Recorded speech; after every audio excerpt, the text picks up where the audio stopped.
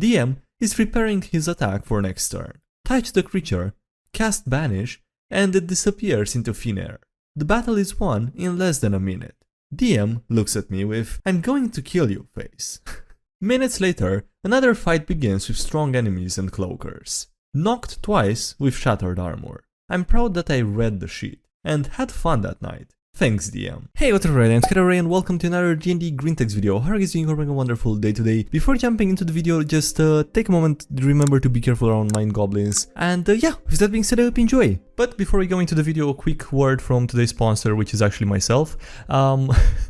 If you want to take a quick moment to listen, it's a free app that you can use for tracking initiative. Now, if you're tired of the chaos of combat in your D&D adventures, I want to introduce to you Initiative Master, which is a companion for seamless battles. With Initiative Master, managing turns has never been easier. Simply add your characters, NPCs and enemies, roll the initiative, and let the app do the rest of the tracking. No more messy scribbles or lost track of whose turn it is. Initiative Master aims to keep your battles organized and your campaigns immersive. You can even track hit points, and it's all in the palm of your hands. With it being a personal project, I guarantee that more features will be added based on user feedback, so head over to GameTableTools.com and you can use Initiative Master today for free and level up your adventures. Alright, on with the video. The Paladin's Test. My roommate hosted his own D&D session for his GF and her best friend, who knew each other since they were 4, where he was the DM. I tended to join a few sessions here and there, where I would, pre-planned, act out some voices and sometimes just help him move the pieces around the board. His GF and her friend aren't metagamers or people that go, "I wanna f***." They play for the roleplay and the story, although some funny things do happen. Like, they managed to convince a dangerous dwarven lord that he was their very tall children that he adopted after a week of binge drinking. The story is thus. Background. 2 best friends, 2 human females, met at a young age. The fighter's family was rarely seen and lived in the nearby forest, while the paladin's family lived in the town. They met up after school every day and play-fought with sticks, both wanting to leave their homes and adventure throughout the world. Throughout the weeks, the two fought beholders, liches, and various different goblin groups, and managed to make quite a name for themselves among the common folk. Among Us? No, it's too late for an Among Us reference, okay. They saved each other's lives and quite literally carried each other to safety after difficult fights. They talked about their adventures IRL, and in all the time that I've checked in, not missed one session. New adventure begins, that wow. 6-hour session, by the way. A priest arrives in the tavern. He's looking for the paladin to officially swear her in with her chosen church, now that she has proven herself. In this world, paladins aren't simply made by going, "I wanna be a paladin," and swearing an oath. The deity has to find you worthy, as their names carry actual power in their realms, and how they are perceived by mortals, quote-unquote, affects them physically. This makes some of the cults and religions incredibly uptight and hardcore, quote-unquote. Paladin really wants to be a paladin, so she's absolutely excited, but tries her best to keep calm. They head towards the church temple where the oath is to be said. Slay enemies along the way, with them acting as bodyguards and curing a town of a disease with the help of the priestess. Quick adventure, in and out. Once at the church, the fighter waits outside and the paladin goes in. Everyone around her in robes of white, an unnaturally bright light shining through the window despite it being cloudy outside. The paladin is instructed to walk to the front, to the altar, and place her hand upon it. The moment she touches it, heavenly singing is heard, and the deity, known as Alumna, speaks to her. You must go to a cave to the east. You will face many challenges on your way, and should you reach, a final source of darkness shall be confronted. There, you may earn my power and my trust. The paladin removes her hand and is holding a golden map. Turns out, the oath, quote-unquote, is actually a direct command from the deity itself. The people are the ones who attach the meaning of swearing oneself to something to the word, failing to understand that it's a word in the deity's language. They were also instructed not to bother correcting anyone. Along the way, the duo fights cults, rescues children, successfully haggle the price of medicine down so the poor can afford it by playing off each other, and they even stop to make comments on the local strong orc competition and talk about who's better looking. Plenty of nights under the stars, with campfires crackling in the background, while the two talk about life and their adventures. Eventually find a cave, unprotected. Proceed with caution, finding seared bodies of goblins everywhere and the mark of Alumna etched into the walls. Enter a cavern with a bright glowing cloak suspended in a halo of bright light. "It is a gift," comes the voice of Alumna, reverberating throughout the stone around them. "A gift for you, young acolyte, should you pass the final test." Paladin kneels, eyes closed and face cast down. "What do you desire of me? Say it, and I will make it so." There is a great evil in your heart, an evil that has been with you for a very long time, an evil that has gone unnoticed with you throughout all your travels and at times have even served you. Before I can grant you my power, you must overcome this evil. Fighter starts smoking. She starts screaming and riffing on the ground. "No, please don't!" The paladin is frozen, not comprehending what is going on, just looking at the smoldering mass that was her friend as it slowly stood up. The fighter rises, 2 horns from her head with dark purple skin and a long tail. Her feet are hooves, no longer fitting in her shoes as she steps out of them. The 5 fingers on her hand turned into 4. "Selena, I'm sorry. I wanted to tell you, kill the demon, destroy it. I command you," came the voice from Alumna, deep and guttural, as golden chains restrained the fighter and cut off her voice.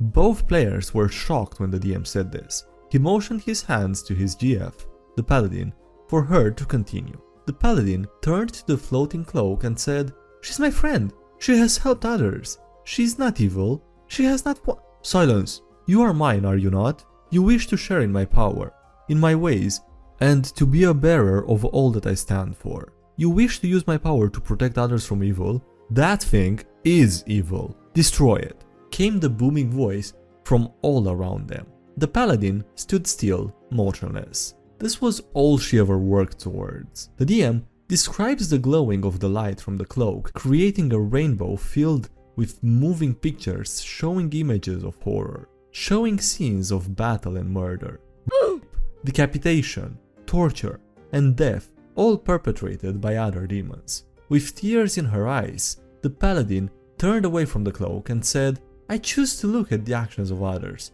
not their words, not their appearance, nor their ancestry. Perhaps others of her kind are what you think she is, but she is not. If the purpose of your power is to kill those who wish to make the world a better place, then I want no part of it, no matter how much good it is capable of." The paladin, with tears in her eyes, raised her sword as it began to glow gold. The paladin proceeded to strike at the chains with all her might. DM didn't even bother to call for a roll. Your blade strikes the chains with massive force, but they don't break, they don't even move, but suddenly they all just vanish with a giant burst of light. "My child," came the voice of Alumna, now light and beautiful as the chorus from the church temple fills the cavern. "You have passed the test."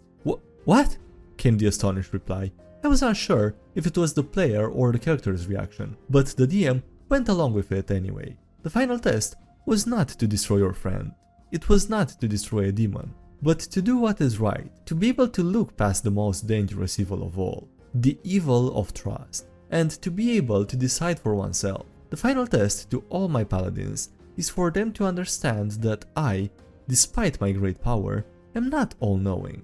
I too can make mistakes. That is why it is important for you to understand the difference between right and wrong. I'm not saying I will often ask you to do what is wrong, but many who wish to speak for me will make mistakes and ask you to make them too. You carry my name, my power, and all I ask in return is to trust in your own light, like you did this day. The paladin and fighter hold each other, crying as the cloak moves towards them. Should you be willing to forgive my actions this day, my harsh test, I would wish for you to take this cloak as a sign that you are a true paladin. The fighter, smiling through spiked teeth and tearful eyes, tells the paladin, "Take it, my friend, you have earned it." The session ends with the paladin reaching her hand out to the cloak and touching it. DM got punched in the shoulder twice. These two players really like their characters, and no, the paladin player had no idea that the fighter was actually a demon. It's a homebrew demon. My first green text, so I'm sorry for it being so long. Hope it was somewhat enjoyable. No, don't be sorry, that was great. Honestly, that was a great story. I mean, I'm sure it's something that you probably have not heard for the first time, but that was a beautiful message anyway, even if you've heard it before or something similar. Just, I don't know, lovely story and a very nice message. I ruined the DM's night. TLDR. I sent a monster to the Shadow Realm, and the DM hated me for the night. Love you, bro. Happy at least there's a happy ending in there, okay. Be me. Radiant Aasimar cleric with party consisting of a half-elf wizard from Raven Queen School and the wandering elven rogue, trying to retrieve a magic book that gives certain types of bonus and experience grinding. Out of nowhere, a giant Lovecraftian monster appears and drags the rogue to the lair inside the wall. DM gets restless, rolls initiative, get last but right before the monster. Wizard casts Witchbolt and it does nothing. The rogue tries to shimmy and he can't. On my turn, I run up to the creature to attack with a battle axe and remember last minute that I equipped the banish spell a long time before the fight. DM is preparing his attack for next turn. Touch the creature, cast banish, and it disappears into thin air. The battle is won in less than a minute. DM looks at me with "I'm going to kill you" face. Minutes later, another fight begins with strong enemies and cloakers. Knocked twice with shattered armor. I'm proud that I read the sheet and had fun that night. Thanks DM. Level 20 Pun. Be me. Level 20 Warlock. Be the rest of the party, all also level 20. A wizard, barbarian, fighter, paladin and artificer. A couple of sessions ago, the wizard transferred a bunch of his power and spells to my character in order to prevent the prime material plane from falling into the sun. Fast forward to tonight, and the party is fighting a pair of snake demons around this big pit of demon blood energy. Wizard goes first, and with his new very limited spellbook, casts Giant Insect on 3 bees. Warlock, Fighter, Paladin and Snake Demons all do Warlock, Fighter, Paladin and Snake Demon things. Barbarian holds his turn to combo a Crusher move action with the Artificer's Shieldmaster to push one of the Snake Demons into the Blood Pit of Death.